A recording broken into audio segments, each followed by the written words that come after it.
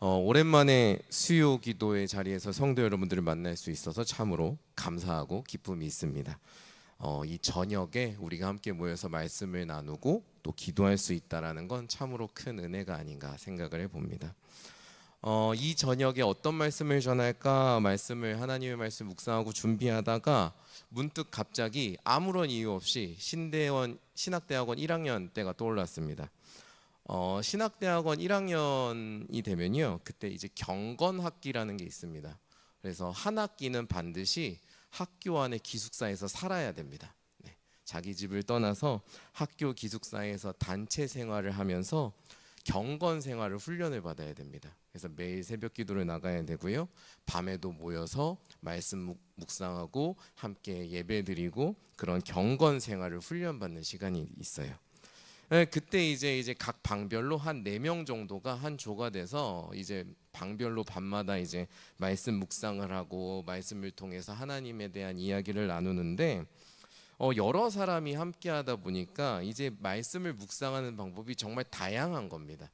정말 저는 그때 알았습니다. 말씀을 묵상하는 방법이 정말 사람만큼의 가지수가 있구나라는 걸 알았는데요. 그 중에서도 가장 기억에 남는 것이 이제 저랑 동갑이었던 이제 친구 목사인데요. 그 친구가 함께 묵상할 본문을 딱 펴놓고 마치 그림을 관람하듯이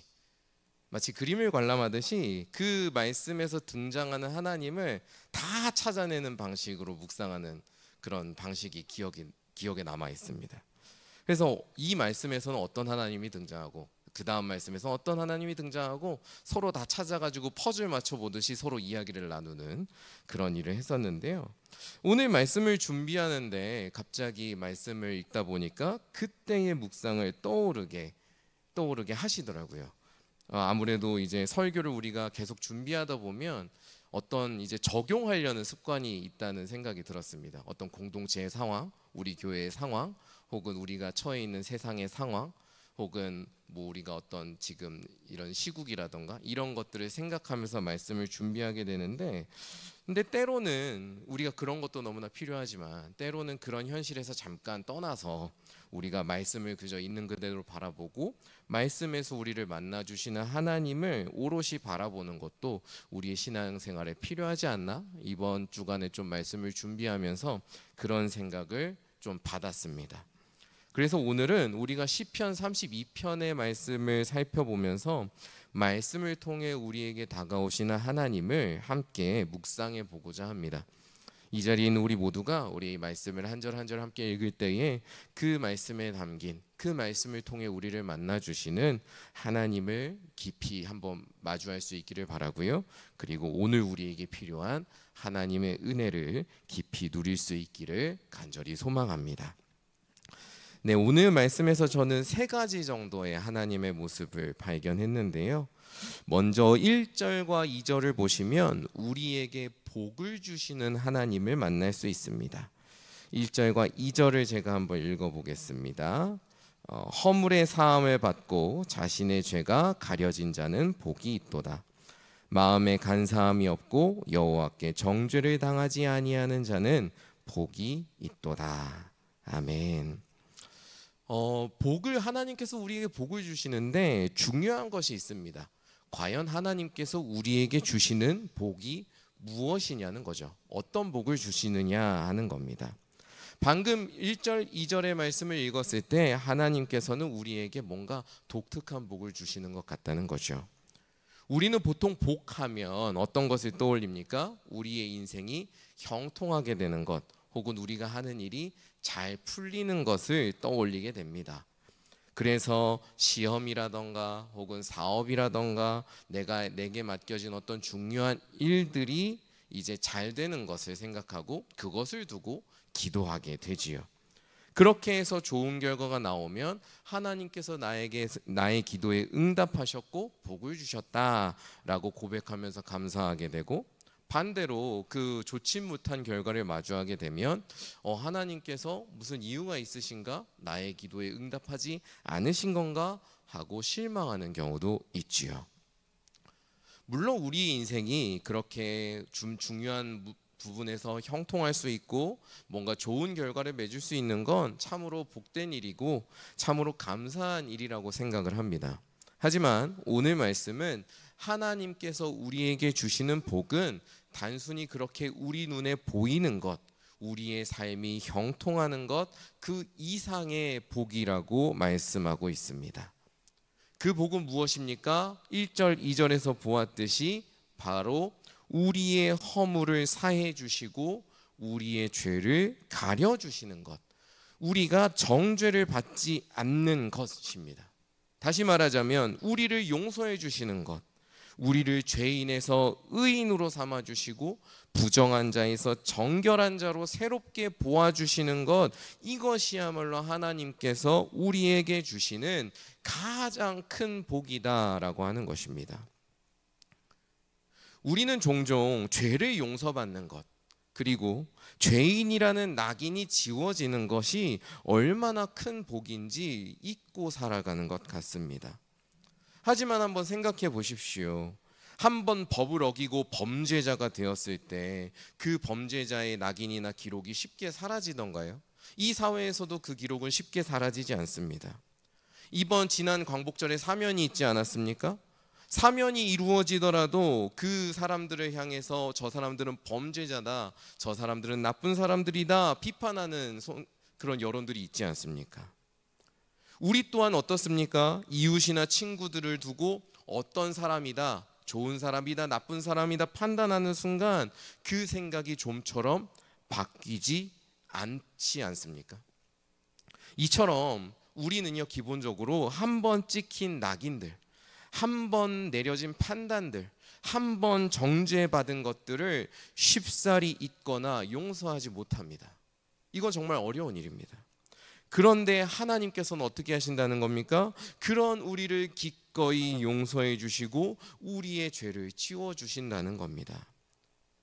우리가 설령 넘어져서 때때로는 부정한 모습을 가지고 때때로는 불경한 마음을 가지고 때때로는 경건하지 못하고 선하지 못한 모습이 있을 때에도 하나님께서는 우리를 죄인으로만 보시는 것이 아니라 의인으로 새롭게 보아주십니다. 그렇기 때문에 우리는 다른 누구는 모르겠지만 하나님 앞에서만큼은 새로운 마음으로 다시 시작해 볼 수 있고요, 새로운 다짐으로 다시 시작해 볼 수 있다는 겁니다. 다시 말해서 하나님 앞에서 우리는 어떤 것을 누릴 수 있는 겁니까? 늘 새로운 인생을 다시 시작할 수 있는 것을 누릴 수 있다라는 거죠. 삶의 가능성이 날마다 새롭게 주어진다는 것, 오늘 말씀은 그것이야말로 하나님께서 우리에게 주시는, 우리에게 주어진 가장 놀랍고 큰 복이다 선포하고 있습니다. 그런 점에서 우리는 분명 이미 하나님으로부터 가장 충만한 복을 받고 있는 사람들입니다. 예수님을 믿는 우리는 그 예수님 안에서 죄를 용서받고 의인으로, 성도로 부름받았기 때문이지요. 받은 복을 세어보아라 라는 찬양이 있지 않습니까? 그 찬양 가사처럼 우리가 날마다 하나님께서 주신 그 복을 헤아려 보았으면 좋겠습니다. 그렇게 날마다 나를 새롭게 빚어가시고 나에게 새로운 기회를 주시는 주님께서 주시는 복을 되새기면서 하나님께 찬양과 감사를 드리는 이 자리에 있는 성도 여러분 되시기를 축복합니다.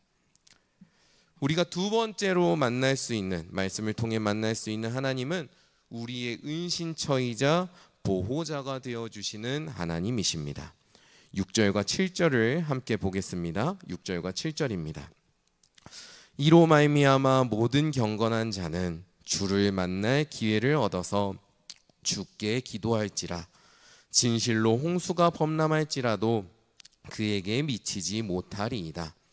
주는 나의 은신처이오니 환난에서 나를 보호하시고 구원의 노래로 나를 두르시리이다. 아멘.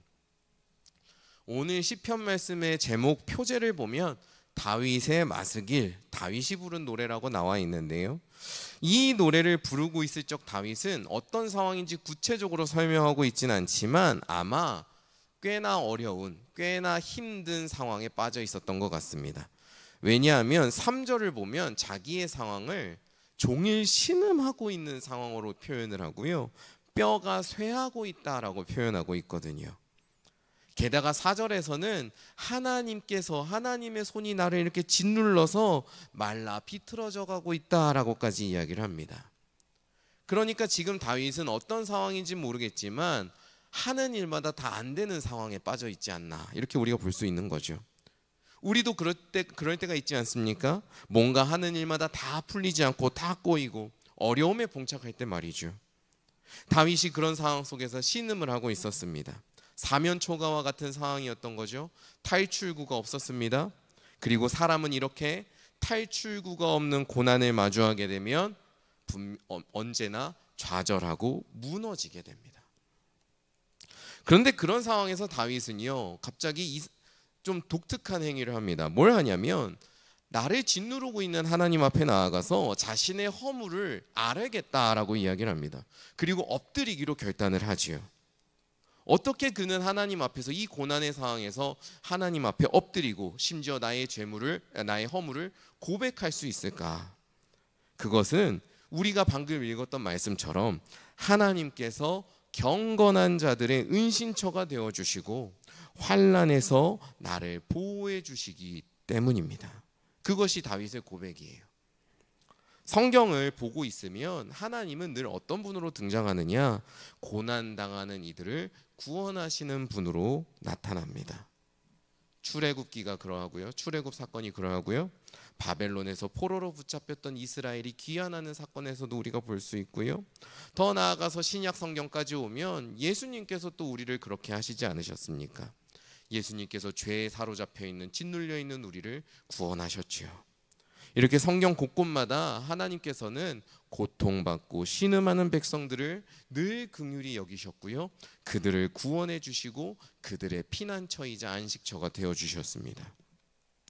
다윗은 지금 바로 그 성경의 고백, 성경의 증언으로 돌아가고 있는 것입니다. 하나님께서 나의 보호자이자 은신처가 되신다라는 이 성경의 고백을 진심으로 신뢰하면서 나의 고백으로 삼았던 것이죠. 그렇기 때문에 다윗은 삶의 어려움이 찾아왔을 때 망설이지 않고 하나님 앞에 엎드릴 수 있었고요, 그렇게 하나님을 더욱더 붙들면서 그 어려운 시기를 견뎌나갈 수 있었던 것입니다. 그리고 그렇게 하나님을 의지할 때 하나님께서는 우리의 간구를 들으시고 응답해 주십니다. 지금 이 노래를 부르고 있는 다윗의 인생을 한번 생각해 보십시오. 다윗은 살아가면서 정말 크고 작은 위기들을 수없이 겪었습니다. 사울에게 받을 때도 큰 위기들이 많았고요, 왕이 되고 나서도 아들에게 반역을 또 이제 당하는 위기를 겪었죠. 물론 자신의 잘못이긴 합니다. 그리고 또 말년에도 자기가 괜히 인구조사를 했다가 또 위기를 불러들여서 나라가 또 위험에 빠지는 그런 일들, 여러 위기들을 겪었습니다. 그런데 그 모든 위기의 순간마다 다윗은 하나님을 의지하고 하나님께 엎드렸습니다. 그리고 하나님께 다시 한번 마음을 돌려 순종하기로 했지요. 그리고 그때마다 하나님께서는 그런 다윗의 중심을 보시고 다윗을 기억하시고 다윗을 지켜주셨습니다. 하나님께서는 우리에게도 동일하게 응답하십니다. 하나님께서는 우리의 어려움을 외면하지 않으시고 긍휼히 여겨주십니다. 하나님께서는 우리가 갈 곳이 없을 때 우리의 은신처가 되어주십니다. 우리가 무엇인가 정말 필요한 것들이 있어서 기도할 때에 하나님께서는 우리에게 정말로 필요한 것들을 헤아리시고 그 필요한 것들을 내어주십니다.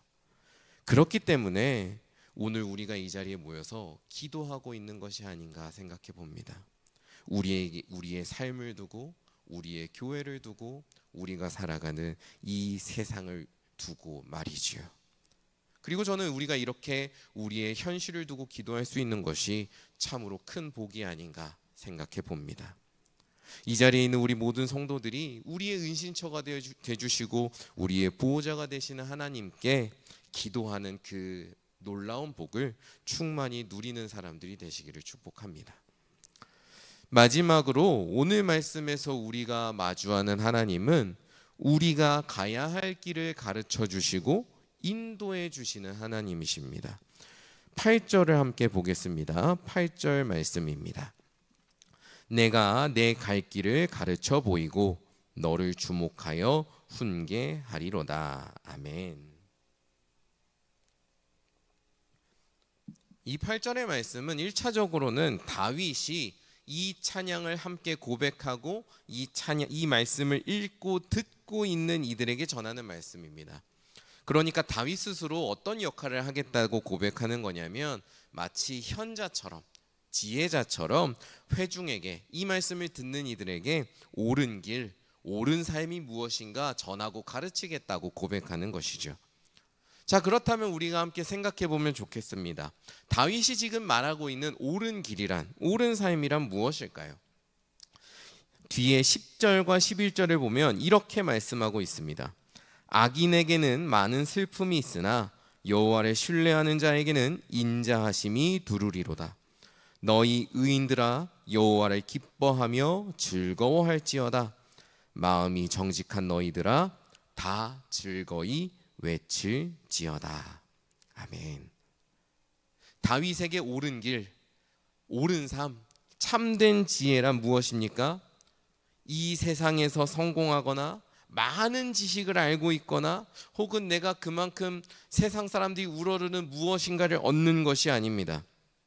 오히려 다윗이 이야기하는 옳은 길이란 앞에서, 우리 설교 앞에서 이야기했던, 가장 먼저 이야기했던 복과 연결되어 있습니다. 하나님 앞에서 죄를 사함받고 정죄받지 않는 것이 가장 큰 복이라 말씀드렸지요. 그게 가장 큰 복이었던 것처럼 말씀은 지금 가장 옳은 길, 가장 참된 지혜, 가장 지혜로운 삶이란 그 여호와 하나님을 신뢰하는 삶이고 여호와 하나님을 기뻐하고 즐거워하는 삶이다. 즉 하나님을 찬양하는 삶이다 라고 이야기합니다.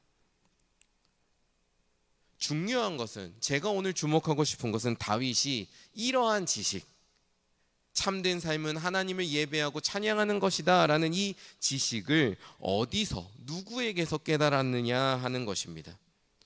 그는 이 지혜를 분명히 자기의 삶 속에서 깨닫고 정말로 삶에 와닿게 실감했을 겁니다. 어떻게 그걸 실감할 수 있었을까요? 자신의 삶 속에서 경험하고 만나주신 하나님을 통해서 배웠을 겁니다. 자신의 삶에 동행하시는 하나님의 인자하심과 신실하심을 배우면서 나의 하나님이 이런 분이시구나 라는 걸 깨달았을 것이고요. 그런 하나님께 내가 드릴 것은 응당 찬양과 감사이겠구나, 경배이겠구나 하는 것을 깨달았을 것입니다. 그런 점에서 다윗에게 인생의 바른 길을 가르쳐 주시고 인생의 지혜를 가르쳐 주신 분은 다름 아닌 그의 삶에 역사하시고 그와 동행하시고 그를 보호하신 하나님이십니다. 시편이라는 이 책이 150편으로 이루어져 있지요. 근데 그 중에 다윗이 쓴 시편이 몇 편인 줄 아십니까? 무려 거의 절반에 달하는 73편입니다. 73편의 다윗의 시로 다 이름이 붙어 있습니다. 이렇게 다윗이 삶의 순간순간마다 하나님을 찬양하고 예배할 수 있었던 것은 그가 홀로 뭔가를 많이 고민하고 또 뭔가를 많이 배워서가 아니라 그의 삶 속에서 전능하시고 신실하신 하나님을 만났기 때문 아닐까요? 그러니 그의 그 지혜와 지식은 사람에게서 온 것이 아니라 하나님에게서 온 참된 지혜고 깨달음이었기 때문일 것이다 라고 저는 생각해 봅니다. 우리도 날마다 우리를 가르치시고 인도하시는 하나님께서 우리와 함께 하십니다. 우리는 그 하나님의 말씀에 귀 기울여야 합니다. 그래야 우리 인생에서 정말로 중요한 것이 무엇인지를 분별할 수 있고 그 분별을 가지고 지혜롭게 살아갈 수 있기 때문입니다. 우리 인생의 참된 스승 되시고 인도자 되시는 하나님만을 의지하면서 우리가 한 걸음 한 걸음 겸손하게 또 감사를 가지고 나아가는 귀한 인생들이 되시기를 축복합니다. 말씀을 정리합니다. 오늘은 함께 시편 말씀을 산책하면서 이 말씀에서 나타나신 우리를 만나 주시는 하나님의 모습들을 살펴보았습니다. 하나님께서는 이 세상에서는 누릴 수 없는 가장 큰 복을 우리에게 주시는 분이시고요, 환난과 고난 가운데 우리가 있을 때 그런 우리를 지켜주시고 우리를 또 구원해 주시는 은신처이자 피난처가 되어 주시는 분이십니다. 그리고 우리가 올바로 살아갈 수 있도록 늘 길을 보여주시고 가르쳐주시고 인도하시는 분이시기도 합니다. 이 모든 것들을 정리해 보면 저는 오늘 설교 제목처럼 하나님께서 우리의 삶의 모든 복의 근원이 되어 주시는구나 라고 정리할 수 있을 것 같습니다. 하나님께서 계시기 때문에 우리는 오늘도 지혜로운 삶을 살아갈 수 있습니다. 하나님께서 계시기 때문에 우리는 오늘도 어려움이 있지만 그 어려움을 견뎌내고 또 맞서 볼 수 있습니다. 그리고 하나님 안에 있기 때문에 우리는 그 하나님 안에서 새로운 인생을 시작해 볼 수 있고 새로운 결단을 해볼 수 있고 하나님과 다시 한번 동행하기를 도전해 볼 수 있습니다. 하나님께서 우리에게 주시는 이 복들을 날마다 헤아려 보시기 바랍니다. 그리고 되새겨 보시길 바랍니다. 그리고 그 복에 감사하고 찬양하며 살아가는 예배자의 삶을 살아가시기 바랍니다. 그때에 오늘 시편의 말씀처럼 하나님의 인자하심이 우리를 얼마나 가득히 두르고 있는지를 우리가 발견하게 될 것이고요, 하나님께서 동행하시는 것이 얼마나 큰 위로와 힘이 되는지 우리가 더 절실하게 느낄 수 있을 것입니다. 그렇게 늘 복의 근원이 되시는 하나님과 동행하는 모든 봉헌교회 성도 여러분 되시길 주님의 이름으로 간절히 축원합니다. 함께 기도하겠습니다. 하나님 아버지, 말씀을 통하여 우리를 만나 주시고 또 이 말씀을 통하여서 우리의 삶을 돌아보게 하시니 감사합니다. 우리의 복의 근원이 되시는 하나님을 우리가 잊고 살아왔습니다. 하나님께서 이미 우리에게 정말 한없는 복을 주셔서 우리가 새롭게 살아갈 수 있도록 인도해 주시고 우리가 어려울 때마다 정말로 필요한 것들을 채워주시며 우리를 지켜주셨고 또 우리가 날마다 참된 삶, 올바른 삶, 지혜로운 삶 살 수 있도록 우리를 인도해 주셨는데 우리가 그 하나님의 복을 잊고 살아왔습니다. 이제 다시 하나님의 말씀 앞에서 주님이 주시는 복을 되새기고 마음에 담아봅니다. 그리고 우리에게 그렇게 한없이 복을 주시는 하나님을 내가 다시 찬양하고 경배하기를 원합니다. 우리가 그렇게 예배자로 살아갈 수 있도록 우리의 마음 문을 열어주시고 우리의 눈을 열어주시고 우리의 귀를 열어주시옵소서. 날마다 말씀을 통해 하나님을 보게 하시고 그 말씀을 통해 만난 하나님을 내가 진심으로 경배할 수 있게 하여 주시옵소서. 그리고 우리가 늘 하나님과 동행하는 것이 얼마나 감사하고 기쁜 일인지를 깨달으며 날마다 하나님 앞에서 믿음의 선한 싸움을 감당할 수 있게 하여 주시옵소서. 남은 한 주도 우리가 그렇게 주님과 동행하며 살아가기를 소망합니다. 우리의 연약한 마음을 붙들어 주시고 이끌어 주시옵소서. 감사드리며 모든 말씀 예수님의 이름으로 기도드립니다. 아멘.